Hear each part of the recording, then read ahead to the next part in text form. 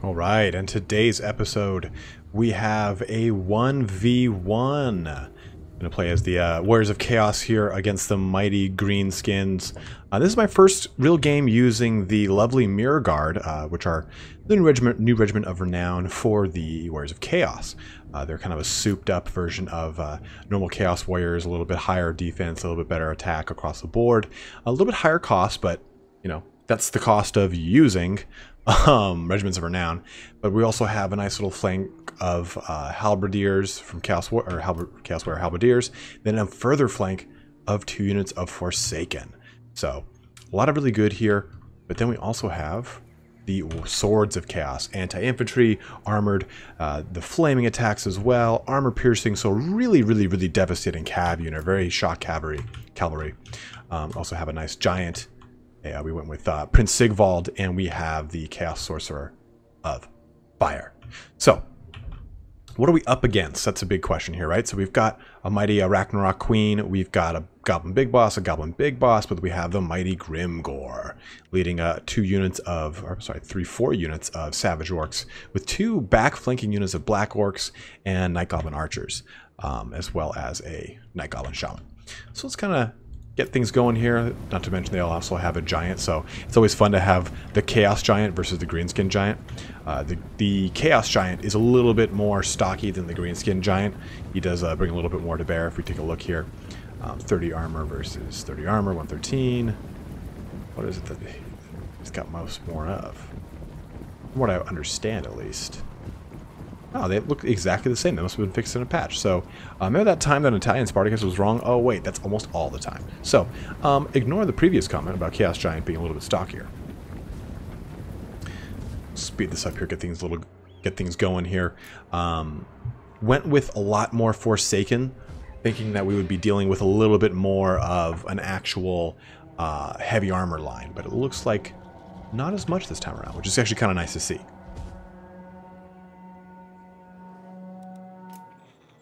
Get this thing going. Let's get this thing moving. Arrows starting to pick off, starting to shoot at these Chaos Warriors. Not too much to worry about until we see if they're the Rusty R's, which I think are actually back here. I can't recall 100%. That line kind of clashing across the board. Then we have the mighty Ragnarok Queen coming in all of its might. And we're going to be seeing a lot of this type of unit in Total War Warhammer 2. Oh, look at all those Mirror Guard being tossed around. The mighty Ragnarok Queen cares nothing for no man.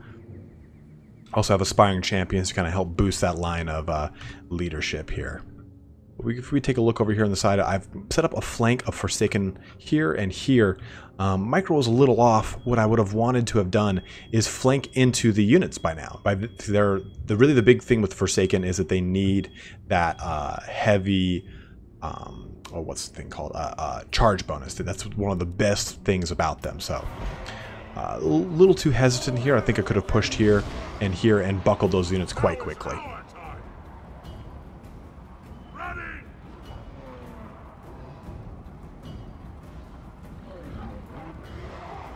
See as my knights get a little flanking maneuver in here. Things are starting to get really dicey. We got both giants squaring off. The Night Goblin big boss in the center of it. We've also popped. They've popped Itchy Nuisance at this point. I think I popped. There it is. Arcane Conduit.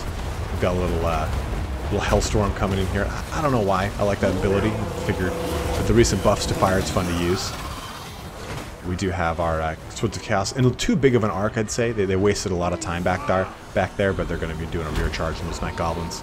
The Forsaken paired up against the Black Orcs, which is not a good target for them because they're low AP, but nonetheless, they do quite a bit of damage. Got that backline already starting to fade. Black Orcs winning against this unit of Demon Spew. I forgot I actually brought them, of the Regiments of Renown, Forsaken.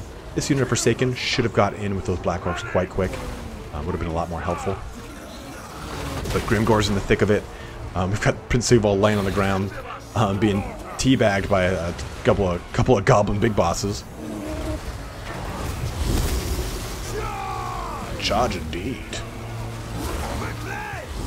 Wind down that a little bit. The issue is here that our halberdiers are not in good shape, and the Arachnoid Queen is still at pretty high health. Oh yeah, look at that guy just eating some chaos.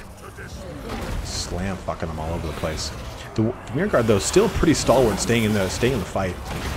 The Swords of Chaos kind of brass in the back line should have gone into these Black Orcs with their armor-piercing and anti-infantry. They would have really knocked those Black Orcs around a lot, especially since they're at full health.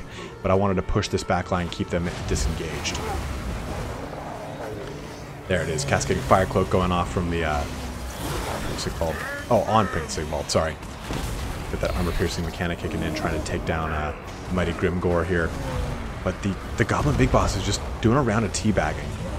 And as we were saying, these Forsaken that were up against these Black Orcs are not doing too well. They exchange a lot better with heavily armored infantry.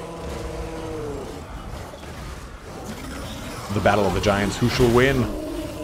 Oh ho ho ho ho ho. Looks like one goes down for the count, but one gets knocked down. Dude, look at the Arachnoid just punting people left and right. Again, no fucks are given from the Arachnoid Queen. And I'll be honest here, this was another little poor micro. You can see that these things aren't in the proper amount of combat. They could have been pushing on the Arachnoid Queen a lot sooner.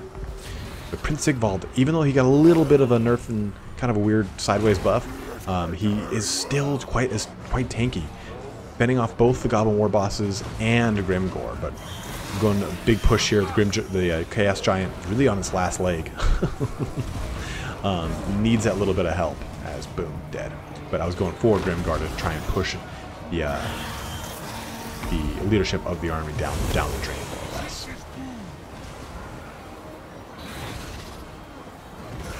You can see though that Arachnoid Queen is going to be the biggest thing that we're going to have to deal with.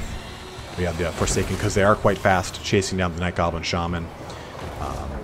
My leadership's still in really good position. Prince Sigvald can hold the line. Arachnoid Queen starting to fail, and oops. Oopsies. There we go. Oh, I'm sorry about that, but still, you saw what was going to happen.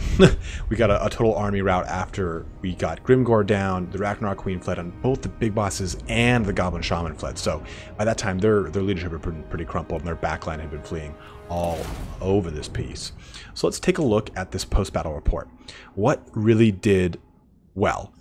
We can take a look at the Black Orcs, and they really did a lot for their value. 92 and 66. They traded pretty heavily into 4 total units of Forsaken. But with that being said, the Black Orcs not coming to bear allowed for the rest of the army to deal with their respective matchups very well. The Savage Orcs are very strong, but against heavily armored Chaos units, they're not going to be that awesome. And then the Arachnoid Queen really was the star of the Greenskins army, doing quite a bit of damage to my Mirror Guard and really threatening Prince Sigvald. You can see he made it out just below half health, about 45%. But we definitely saw a lot of kills out of the Swords of Chaos, and the Forsaken as a whole, even though they didn't do a ton of damage, they were able to lock down 2 units of Black Orcs, which are not their specialty. They would have been better suited against the Savage Orcs, to be 100% honest. That's why I was saying they should have pushed them earlier. But the Giant didn't do any substantial damage. I mean, clearly got 0 kills, but it was enough to kill, or at least weaken their Giant, so the Halberdiers can kind of finish it off. Overall, this was a really fun fight. It kind of got a little close down there at the end because of some errors on my part. I think this could have been a little more conclusive had I actually been a little more on top of my micro. And that kind of shows you how even a better match, even a good army or a good matchup can really fall to the wayside if you don't have the micro to pull off that army's maneuvers. So long story short, I always have to get better. But thanks for joining us here today, guys. We are going to be having a stream here this Saturday, 2 p.m. Pacific to 4 p.m. Pacific. I might be experimenting with Twitch as a stream, but for the most part, it'll probably be on YouTube. And just as a heads up, we will be doing a giveaway and a live stream of Total War Warhammer 2 on the 28th, the launch date. I'll be doing it all day. High Elves and Dark Elves all over the place. BDSM or whatever the hell it is and all other crap. But thanks for watching here today, guys. Have a good one and take care.